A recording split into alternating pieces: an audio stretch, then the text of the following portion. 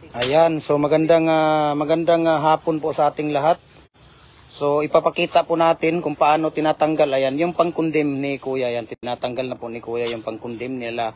So ang ginagawa po natin ngayon ay 4x4 by 6 feet na pins concrete post.